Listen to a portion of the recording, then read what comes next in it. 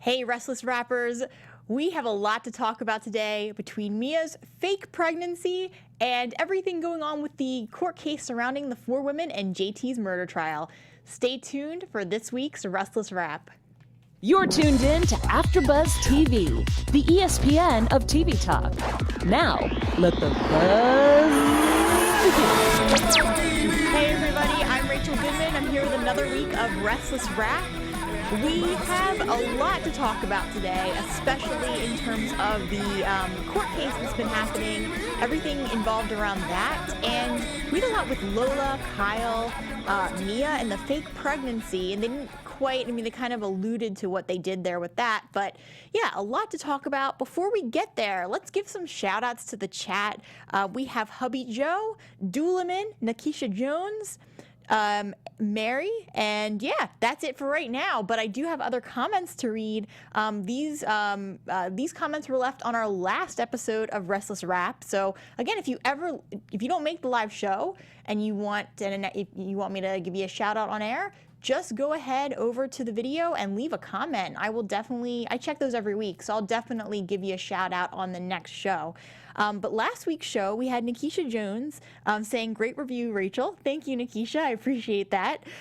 Cynthia Chain saying, okay, come on. Lola will need a transplant and Mia will be the match. Well, that was a really good prediction, but as it turns out, that is maybe not the case yet. Cynthia also says, or Mia is pregnant, and of course Ray will have to stay with her. Phyllis or Summer, I don't know which one is worse. Jack and Carrie, he is too old for her. I agree with you on that. Kyle is trying to be better. His acting was good last week. Summer knows how to seduce him. I like Kyle and Lola together. Yeah, a lot of things to say on that comment, especially with some of the predictions. As it turns out, Mia is claiming she's pregnant, but we presumably can say that she's not actually pregnant based on the exchange she had with the pregnant woman. And, it was kind of implied that she paid her for her urine sample so that it would look like she was pregnant, but we'll get there in a second.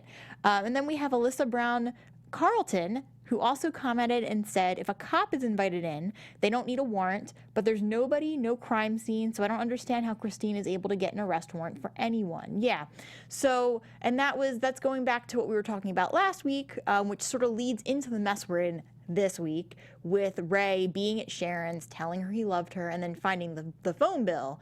So Alyssa's saying that he didn't need the warrant for that, but it's still, like she said too, no body, no crime scene, and Michael definitely played on that this week during the trial. We have a couple of comments in the chat, and then we'll get into the content for this week. Doolaman Summer will be the donor. Oh, Jacob's here. Hi, Jacob. And then Supachai Pibone, and I'm so sorry if I said your name wrong, says, do you think someone will go to jail next week's episodes? That's a really good question. I'm getting the feeling that they're getting close to giving a verdict, and that next week might be the week where we get to that. I'm still getting to the place where I'm thinking that JT is going to show back up, because like Michael said, no body. How can they say there was even a murder committed if we don't have a body? And then Mary says, this Rosales family is killing me. All right, so let's touch on the Rosales family first of all, because we had a lot of drama from them. Mia, I think I said this last week too, any redeeming qualities I thought she had, any sympathy she had that from me is gone, is out the window.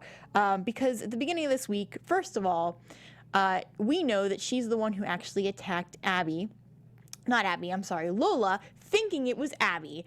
Regardless, though, the whole thing with Mia is that she basically, Ray confronts her on everything that happened. And Mia tried, because Ray finds that the evidence in the case linking this jewelry that he knows he gave Mia to the crime scene, and they also know that it was a woman's shoe print in the snow, so that Ray knows it was her. As soon as he finds that evidence, he just knows. So he confronts her about it. Not only does Mia does admit to it, but she basically says, she plays it off like, oh, I thought it was Abby, number one, and number two, Mia plays it off like it's a prank. She uses the word prank to describe what she did. So let's talk about this for a second. Even if this was Mia thinking it was Abby, and we know that last week, or, during not last week, but I think it was 2 weeks ago for the Valentine's Day episode, we know that Mia and Abby got into it and they had a huge altercation and that there was hair pulling and it just got really out of hand.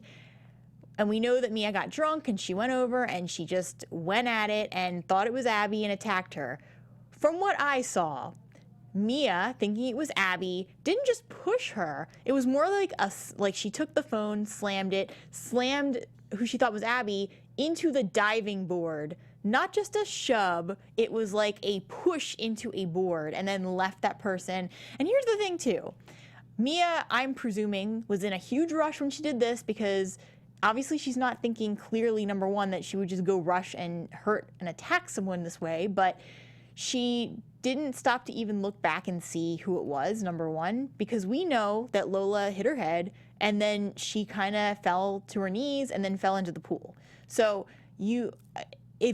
what I'm guessing is that Mia had to have seen some of this to know that it was Lola. So then the question is Mia lying even more than she's letting on, telling Lola, oh, I didn't know it was you? Or did Mia realize that she had hurt Lola, thought it was Abby, but then after the fact, after the attack, realized it was Lola and just isn't even admitting to herself what she realizes? And so that makes it even worse. I wouldn't be surprised if Mia really does know, oops, did that to Lola. But you would think that regardless, Mia's not a person who actually feels bad about this. If she did, I know she had that whole speech she gave to Lola while she's in the coma, but the whole thing with Mia is that if she really felt bad, she'd probably go and turn herself in and say, yeah, it was me, this is all my fault, I'm a terrible person. But no, Mia only cares about saving herself. So that really says something about her as a character, that she's giving all these excuses, even to herself. And yeah, like she said sorry to Lola's body, I guess. We don't know if Lola hurt her, but she's saying sorry. She acts like she's sorry, but we know Mia is not really sorry. She just wants to do what's good for Mia. And what's worse is that not only that, but she's in this place where now she's saying sorry to Abby and Arturo and just acting like she, actually cares when we know she does not. So that kind of leads to the whole thing with Ray, where she first gives all these excuses. Ray's about to arrest her, even puts the handcuffs on her, and then Mia comes up with this out of left field, says, yeah, I'm pregnant. Are you really going to put your wife behind bars when she'll have your baby in jail? What? And it was like, yeah, obviously Mia was reaching for straws. Obviously she wasn't pregnant. Huge lie. So then, kind of conveniently, they all got called into the hospital where Lola was, where we're kind of learning that Lola now needs a liver transplant because of all this, as her liver's failing, and it's kind of, she doesn't have much time if she doesn't get this transplant. So, in any case, we have that whole thing going on with Lola. Meanwhile, Mia happens to very conveniently bump into a woman who's pregnant, and she's by herself in the waiting room with this other woman. And all you kind of hear is that the woman said, yeah, well, I have to pee a lot. And that Mia kind of hinting at paying her for the urine. And so, because that was the whole thing with Ray was, well, my terms are, you're going to take a pee test and we're going to determine if you actually are pregnant so that I know you're not lying to me. And if you're not pregnant, I'm turning you in. And that was pretty much what he kind of left it on before they went to the hospital. They end up going back home after the hospital, Mia and Ray, and she takes this pee test, and we all know she stole the urine from the pregnant lady. And at the end, yep, what a surprise, it comes back positive. And Ray's whole thing is, well, I can't, it's hard to believe like that you actually want a child, blah, blah, blah. He goes for a walk, he comes back, and he decides, yeah, I'm not gonna turn you in. That's fine. Like, we're just gonna keep this our secret. So, it just, so many things this does for Ray. We know that he's a man who, he turned Sharon in. The woman that he loves, because we all know, like, he went to her that night, told Sharon he loved her. The woman that he loves, he turned in. So, obviously he has, even a guy like Ray, who is super honest, not, doesn't break the law, always wants to do right by the legal system. Obviously, even he has a limit, and his threshold has been met because, yeah, he thinks he's having a child, and now he's not going to turn Mia in. And he even said, all right, well, maybe this child means we're supposed to stick it out and stay together. But yeah, this is just a mess. Let's check in with the chat. So Doolaman says JT is alive. Yeah. Doolaman, I still think he's been working with Tessa. That could very well be. And we'll get into that more because we do have, not much, but we have a little bit with Tessa that I know we're going to see more next week with that because there's just a lot with Tessa and Mariah that now they're getting involved in the trial. Nikisha Jones, yep, or he's in a coma, JT, or something else dramatic happens. I don't know. This is soap. Mary, I thought Ray was smarter than believing Mia. Yeah, especially because he did leave her alone in a waiting room she could have done anything. Even if she hadn't run into a pregnant woman, there could have been other things that she could do, knowing Mia and knowing her conniving ways, that would have enabled her to get a positive test result back. And he didn't. She went into the bathroom and took this test, and he didn't follow her into the bathroom. So he's just, for Ray being such a guy who knows what criminals are capable of doing, he did not act very smart with her. But maybe that's the whole point. Maybe Mia, the whole thing with her is that she just makes him do stupid things. Alyssa Brown Carlton, it's so hypocritical that he arrested the woman for self-defense, but he doesn't arrest Mia for blatantly attacking somebody else. Yes, exactly. I agree with you. Jacob Marquez, Mia's getting on my nerves so much. Yeah, I can't stand her. She is just like as she's telling this lie to Ray about being pregnant, I'm just like, no. And you can kind of just the way that she's going about it, using something, she claims that she loves Ray, yet she's using something so personal to him. He clearly wants to have children. It clearly means everything to him, and she's using it against him to save herself. And when you love a person, you wouldn't be able to do that to somebody you care about. Hubby Joe, they were in the hospital. Why not see a doctor and have a blood test? That is a really good point. That they could have just done it there, and it would have been better. And Ray could have watched this happen, so that they would have known for sure. And I just want to say, too, this kind of reminds me, once the results came back as positive, we knew Ray was asking Mia, about what she was going to do. And, he was like, yeah, you should go to an OBGYN. And Mia's like, oh, yeah, I already made an appointment with the best one in town. Right, Mia, right. Jacob Marquez, no one can give Lola a liver in Genoa City because they all drink too much. Touche, good point. Nikisha Jones, I don't know. Hope she doesn't end up stealing babies from... I hope she doesn't end up stealing a baby from someone. We have Aaron Birdie who's in the chat now. Hey, Aaron, welcome to the chat. And then Alyssa Brown Carlton, how long is the pregnancy thing going to play out? Yeah, now, I read somewhere, and this could be completely wrong, but when I was Googling for, not so much spoilers, but just to see what was coming up, there was some article that said that, that they were predicting that Mia was going to fake a miscarriage, which is kind of hard to do, I guess. I'm not sure, but okay. So now Mia is lying about a pregnancy that she knows means so much to Ray. She lies about it, and then she breaks his heart even more by lying about a miscarriage, if that's what actually happens. But I could see her doing that. And then we have War Hero 99, never been a fan of Ray. Yeah, I'm not a huge fan of Ray. I do, I remember we were talking about this a couple weeks ago, but I am a fan of Lola, and she was kind of annoying me with how she was acting around Kyle, just because she was just making all these problems that didn't have to be there. But I do generally like Lola as a character. Doolaman says, throw the whole Rosales clan away. Aaron Brody, Doolaman, I agree. Aaron, hi Joe, hi Rachel, hi Aaron.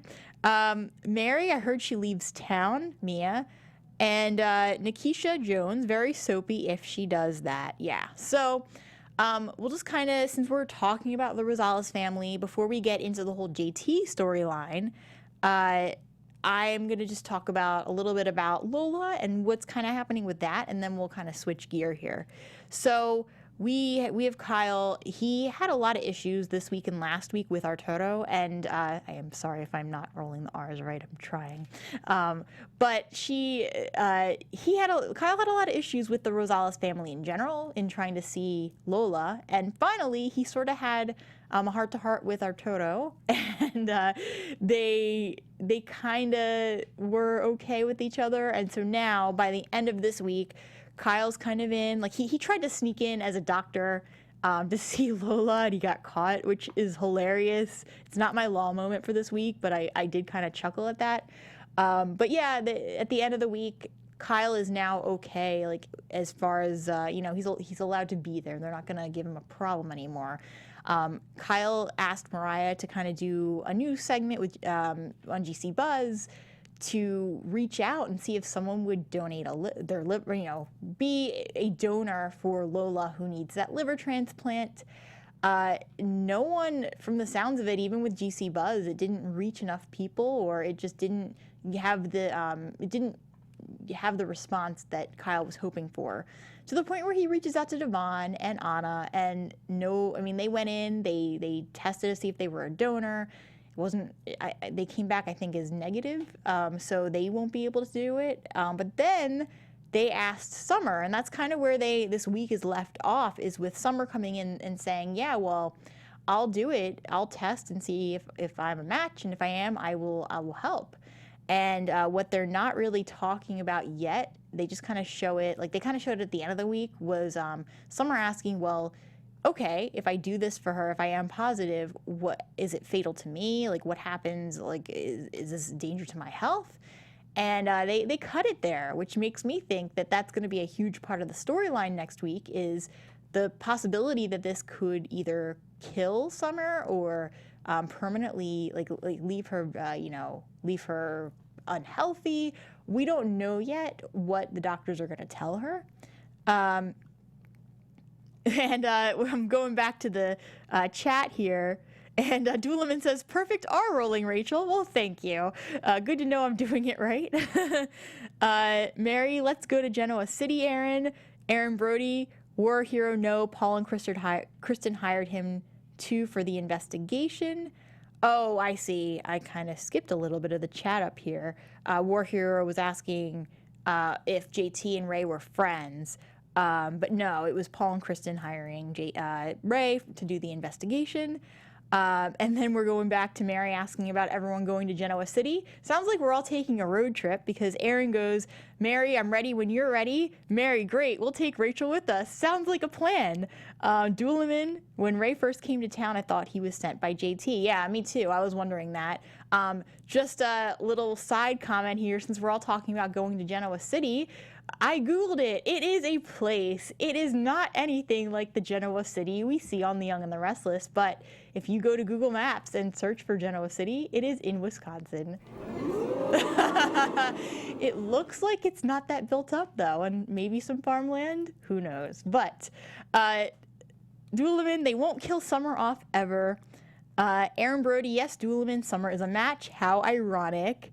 And Aaron says, yes, we'll all go to Crimson Lights. It sounds like a field trip, definitely.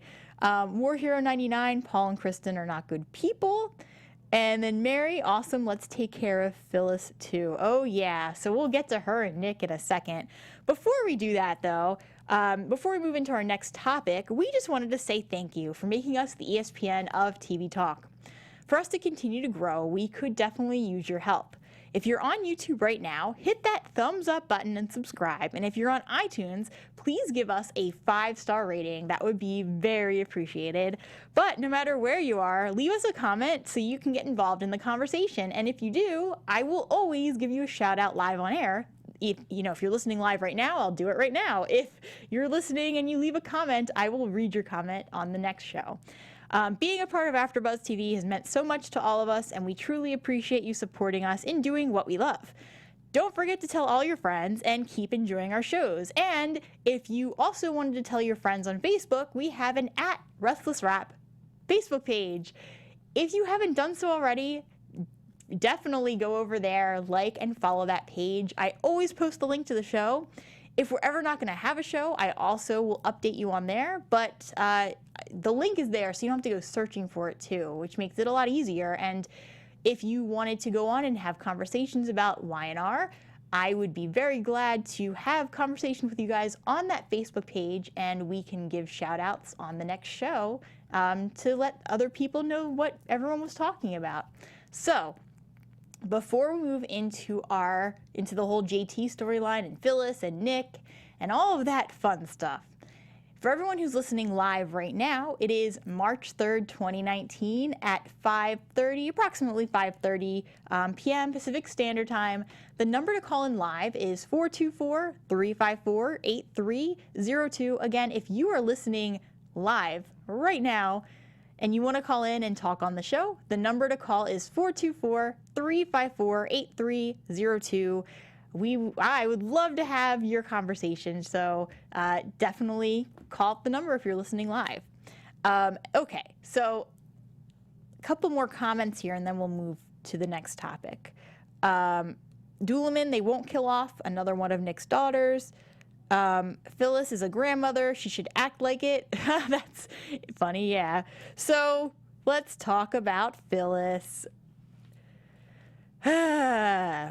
The whole thing this week with her and Nick was, first of all, Nick was really annoyed. You started to see it last week, but it really came up at the beginning of this week. It was, episode 1. It was a huge focus, this conversation Nick was having with Phyllis. So Phyllis, we all know, it turned in, it wasn't her fault that everyone was arrested. We know, as a viewer, it was Sharon. Sharon got them all, told Ray the truth, and they all got, taken in because of it. So, theoretically, we should blame Sharon, but Sharon, when she actually was called in, did not throw anyone else under the bus officially, and she talked to her lawyer, and she didn't say a word that they could actually use. Phyllis gets in there, and we know that she basically made some kind of plea deal. And so she signed a contract. They can't touch her. They are not. She's not involved in the case at all, other than being a witness, not as someone who is standing trial for potentially being part of this murder of JT. And so this week, Nick found out last week that Phyllis was a witness for this, and his whole thing was, well, Phyllis, why didn't you tell me? Why did you lie to me? We said no more lies. We said we'd always be honest with each other. And I'm thinking, what would you expect? It's Phyllis. She's always going to do what's best for her. And here's the thing, is that she could have called in Nick and discussed this all with him first. She could have spoken to a lawyer, but instead she did what was going to help her and what was going to potentially save her. We're seeing, though, that this might backfire on her, because Billy, who was also there at the trial, who's really pissed off because Victoria is potentially facing charges for killing JT too, he's trying to get the company back. He's trying to fight to get Jabot back to, Blood Abbotts. Not that it has to be Blood Abbotts, but he's really gunning to get that back. And he got Kyle and Jack involved.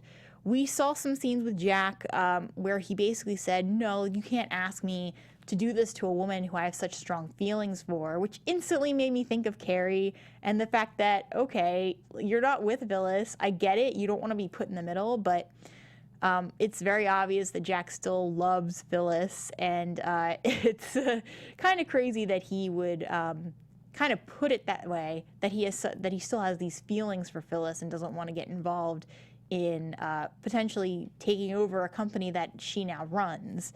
I did understand Jack's apprehension, though, because he doesn't want to cause problems with Phyllis.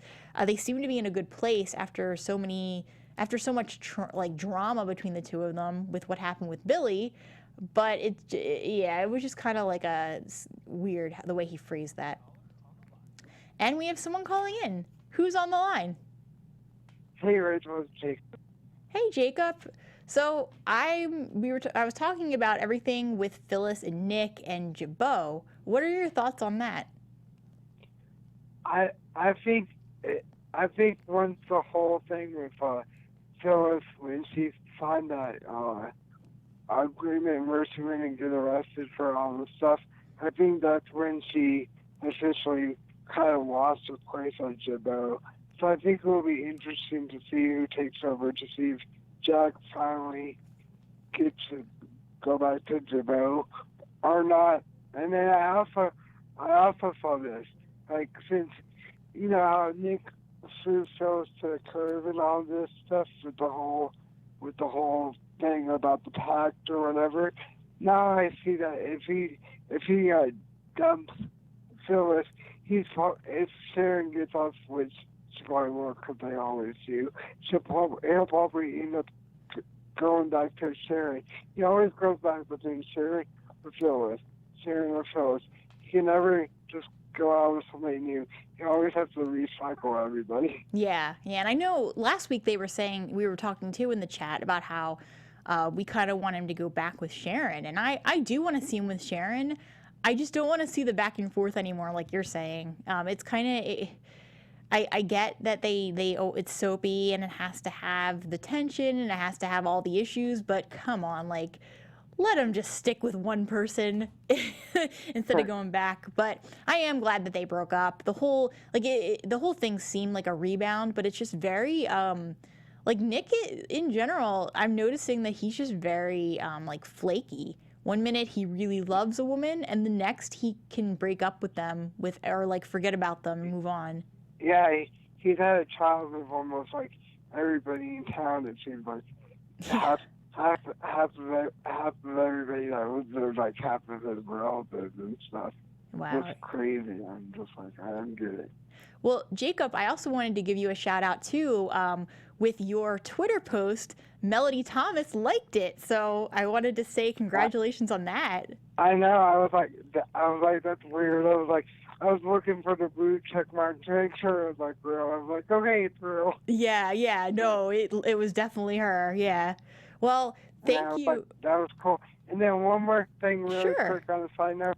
The thing with the whole thing with Nick's new house, I don't get it. It looks like an art gallery, just too much track lighting everywhere. I'm just like, it's crazy. Yeah, definitely.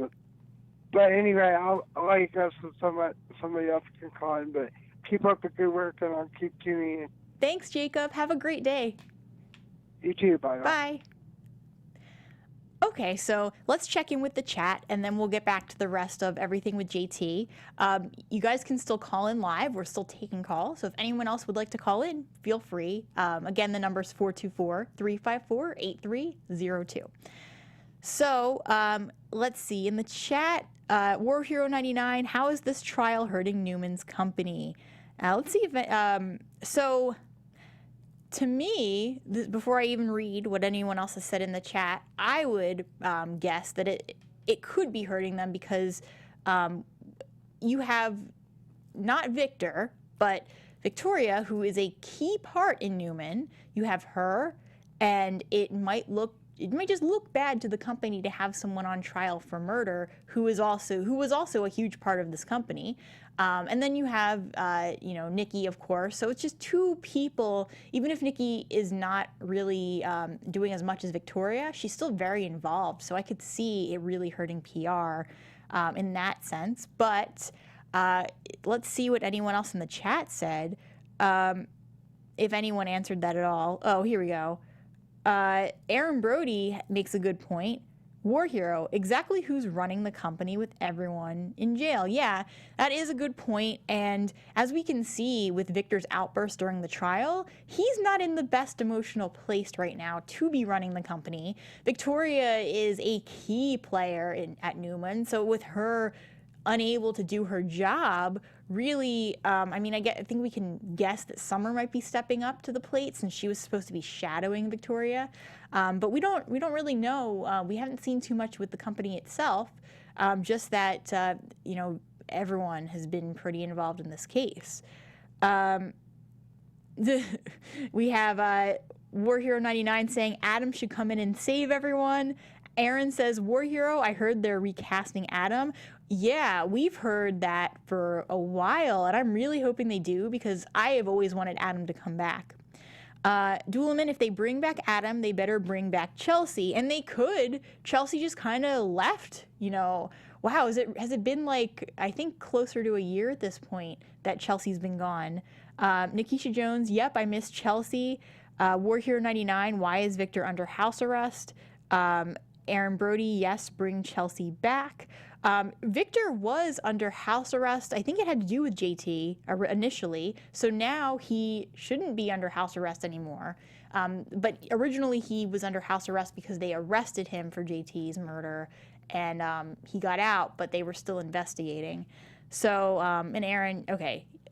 Okay, so let's kind of move on here to the final portion of this show, which is to talk about the trial itself. Basically what happened was that Michael got up and we kind of saw like the back and forth. We kind of saw this shift. So it used to be, like obviously the four women started this together. Then Phyllis kind of, you know, ratted them out. And so she shifted away.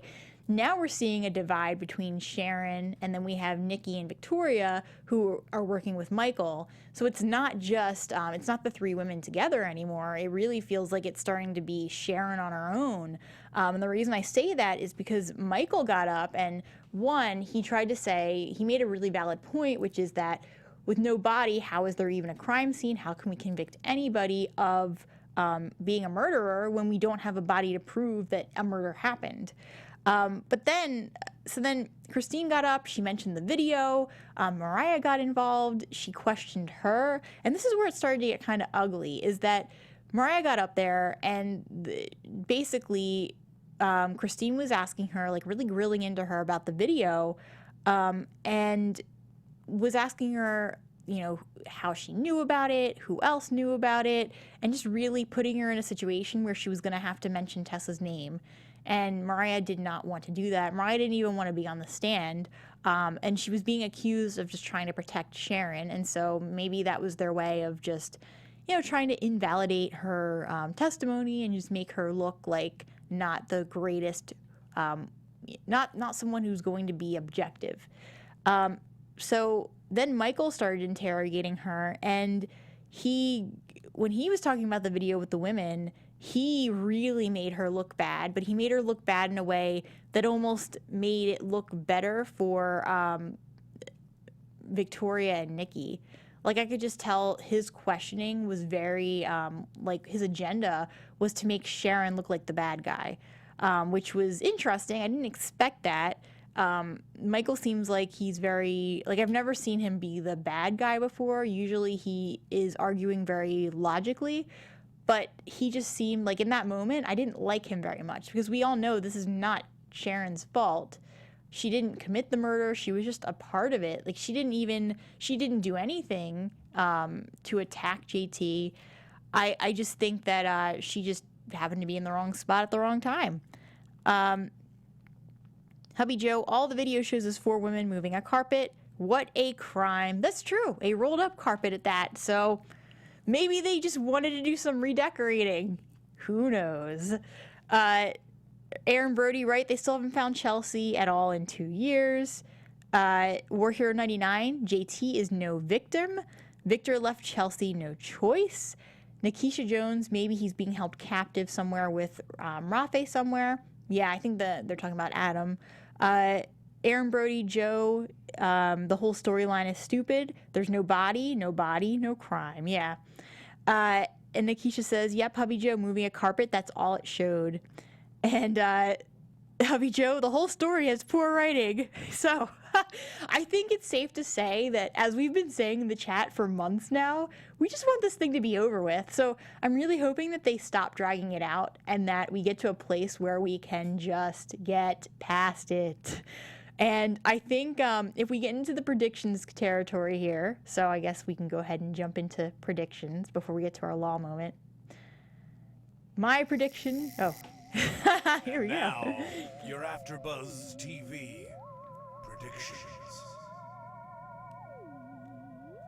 So, my prediction is JT is going to show up alive. That's it. Like, they're just gonna, like, he's just gonna show up, walk through the doors, and surprise, I'm alive. And that's gonna end the whole trial right then and there because JT is around. That would be great. If they don't do it that way, if JT never comes back, how are they, like, are they really going to lock up 3 of them? They can't have 3 major characters in jail. Well, I guess they could, but then they'd have to have a whole set dedicated to this jail. We all saw what happened with Lily. She went to jail and she got basically written off the show. You know, she kind of, the actress kind of wanted to go to recurring anyway, but the whole point is that, yeah, the idea of all 3 of them being in jail doesn't seem like a way for them to be actively participating in the different plot lines they have. But correct me if I'm wrong, maybe we have had a whole storyline with characters in jail before and it worked. Anyone who's listening in the chat and wants to fill me in on that, definitely do that. Let's see, a couple more comments and then we'll get to our law moment. Aaron Brody, the only crime that's been committed is Tessa blackmailing everyone. Yeah, and that's something that it seems like next week she's going to get thrown under the rug too. And no pun intended, thrown under the rug. Yeah. And Hubby Joe, hashtag need new writers. Everyone's talking about the writing. And then War Hero 99. Well, okay, he says they could hang out with Lily. Yes, they could. And then Lily could come back. And then it could be this whole storyline. Doolman says, LOL. War Hero 99, ... in prison. Todd Beaton, JT is coming back. I think he's saying JT and Ashley are coming back March 28th and 29th. Interesting. That's going to be a very fun show to watch then. So, on that note, let's get to our law moment.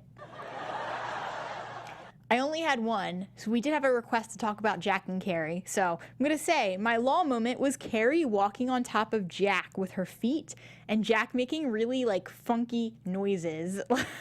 And, yeah, so, yeah, and I guess the only thing really to say about the two of them is that we're going to potentially see tension if Jack decides to fight for his company, because we see that Carrie's loyalty is going to be with Phyllis.